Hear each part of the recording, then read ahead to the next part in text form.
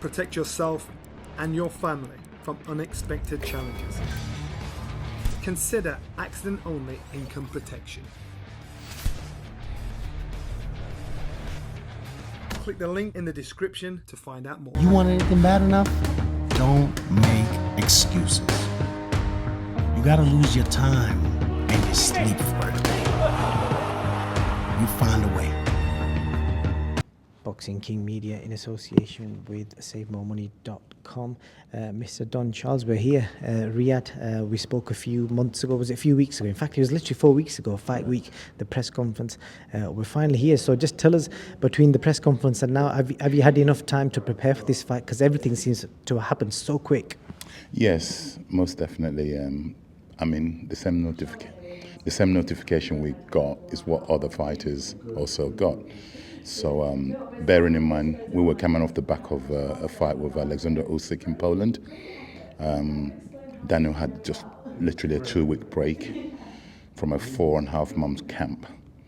And obviously there's remnants, high percentage of remnants of the previous camp still in his system, being a young fighter. And we just had to, it didn't take long to tap back into the fitness he had from the previous camp. Yeah, so that was, the time period worked out perfectly.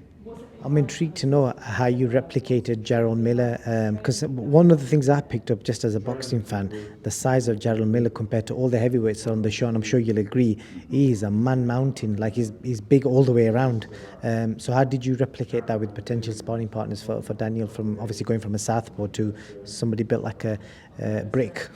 Yeah, with great difficulty is the answer. I happen to be a heavyweight specialist in the sense the minute the fight was made, it was in search for people, like you said, not just to replicate the size, but also stylistically. So it was difficult, and I managed. I'm not going to say who that person is. He's a UK fighter, I will tell you that, and was able to try and replicate as near as we can, and I believe we managed to do that. And obviously, he's an orthodox fighter, which makes it a lot easier than when we were preparing for Alexander Usyk. Now, that is hard to replicate. Away from the actual southpaw stance, Usyk was an exceptionally good southpaw, extraordinary southpaw, so that was harder to replicate. But whereas Gerald Miller, majority of our sparring partners are obviously orthodox, and then we had this one particular boxer who was almost a twin to Baby Miller, so we were able to tailor make it for that. One of the things you told me in that, I think I interviewed you in one of the changing rooms, and you insisted that there was going to be heavy drug testing for this fight because of obviously what's happened previously. I spoke to Gerald earlier, and I think he said at one point he was tested 5 times in the space of a few days. Are you happy with how all of that's gone from your end? Have you kept tabs on it? Well, most definitely, and the management, Martin Bowers and Frank Warren, the promoter, they've been really hard on their end. I just get on with my job. They keep me posted on what's happening in regards to their drug testing, and yeah, we're happy. If they're happy, we're happy. They've got it under control, basically. The last question I've got for you, Don, about Dan, is the main thing Gerald kept saying, and it's the biggest thing everyone's saying predicting this fight. This is the most intriguing fight on the card because it is, on paper, it seems like a proper 50-50. Everyone keeps questioning Dan about his heart, what's he going to do after round 6. What's that like for Dan and you as a coach? Because it's quite, because Sonny Edwards had it the other day, do you know what I mean? People using the word quit. It's quite a damning predicament to put on a fight. As a man, especially when you're stepping in the ring, willing to put your life on the line. Well, that's a general consensus, and that's the narrative that's been put out there, and people are buying it without even examining it. Well, not because I'm Daniel's trainer. I'll strenuously not deny, it's not even the word I'm looking for. The only way we can assure people that this kid is not, the kid that I trained in the name of Daniel Dubois is far from a quitter. People don't know. It's the narrative that's been put out there. And we're going to start from, I believe Baby Miller has alluded to that fact that Dubois is a quitter. Well, On Saturday night, when Dubois stops him, then we're going to ask him, what is it like to quit? Yeah? So, I can sit here and I'm not going to try and say it to convince people. People will always have their opinions about people.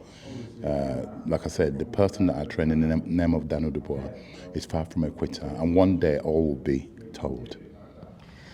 Good, nice. Thank you for them thoughts there. The last thing I've got to ask you, Don, is the other two main events.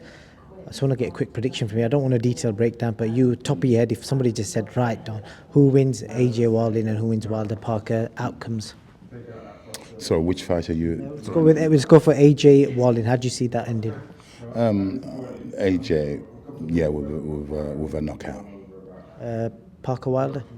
Wilder with a knockout. Daniel Dubois Miller?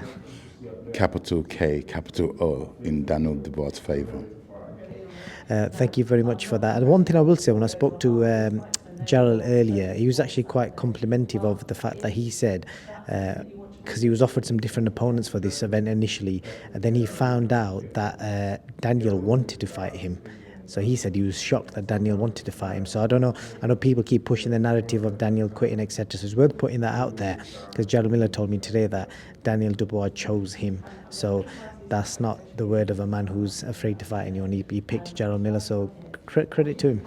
Yeah, absolutely. Like, you're in this industry to prove yourself, to show this is who I am. And when the name was given to us, we collectively looked at it, and Daniel, the fighter who actually gets in the ring, says, yeah, I'll fight him.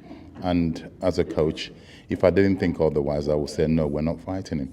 No, that's a perfect opponent at this particular time in Daniel's boxing career. Perfect opponent. Don, appreciate your time. All the best on Saturday. May the best man win.